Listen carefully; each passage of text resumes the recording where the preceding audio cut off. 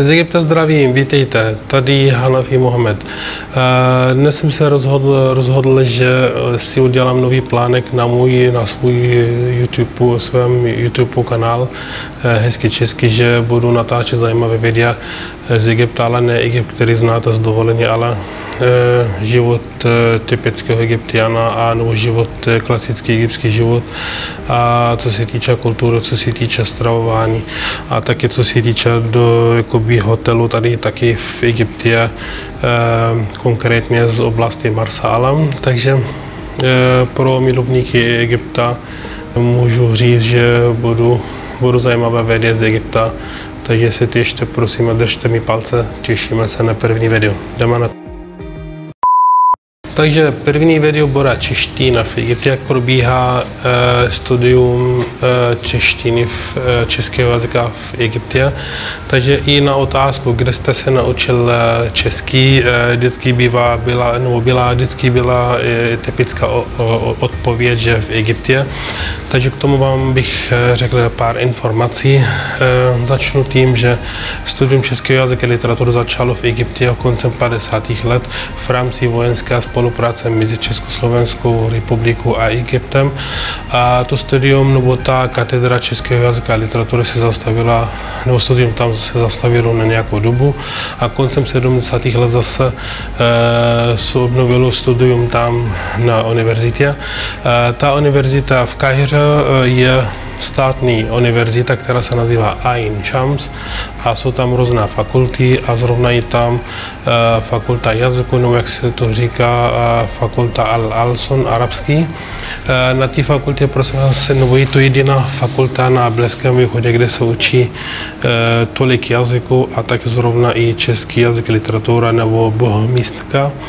A ta škola opravdu, jako je to vysoká škola nebo vysoká škola nebo fakulta, státní fakulta, a učí se tam jazyky na 4 roky, takže absolvent získává titul bakalář. Studium českého jazyka ještě jednou začalo koncem 70. let, tím, že byl tady český lektor, učil český jazyk, literaturu Egyptiany. Potom egyptští studenti cestovali do České republiky na výměnu pobyt na češtinu i literaturu taky. A potom se to začalo rozvíjet na té katedře. A v posledních 20 let se zvedl zájem o češtinu. Já si vzpomínám, že na začátku bylo nás 5 studentů, někdy byly 3 studenti jenom, teď přes 20 až 30 studentů na té škole. Nás taky učili tam egyptští profesoři, jak je tam náš slavný profesor, profesor Khalid El-Beltagi a profesor Amr Shatouri. Já taky chci jim poděkovat za své úsilí učit nás český jazyk a literaturu i pořádně. Takže studium trvá 4 roky. Dobré studenty v průběhu studia, myslím třetí ročník, posílají do Prahy na stipendium. A někdy to stipendium na začátku bylo na školní rok, na celý školní rok, a v poslední době asi každý semestr jezdí nebo cestují 3 studenty na spisovnou češtinu nebo na studium českého jazyka a literatury na Filozofické fakultě Karlova univerzity v Praze. Takže je to opravdu krásná šance tam poznat Českou republiku, literaturu i kulturu taky.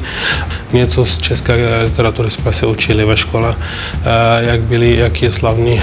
jak byla slavná spisovatelka Božena Němcová matka třeba, a taky na profesoři taky nám usnadnili studium a taky překladali romány z češtiny do arabštiny. Ale vždycky říkáme, že čeština je těžký jazyk, pořád ještě chybí materiály, například česko-arabský slovník, pořádný slovník nebo arabsko-český slovník, a chybí taky na YouTube tolik materiálu taky, a proto jsem se začal pořádně učit český a ještě učit naopak pak učit nebo dělat lekce češtiny pro Araby na YouTube. Snad se k tomu ještě vrátím. I pořádně taky, až jakmile bude čas, slibuju všem, takže budu se tomu věnovat nejvíc, protože je to můj největší koníček.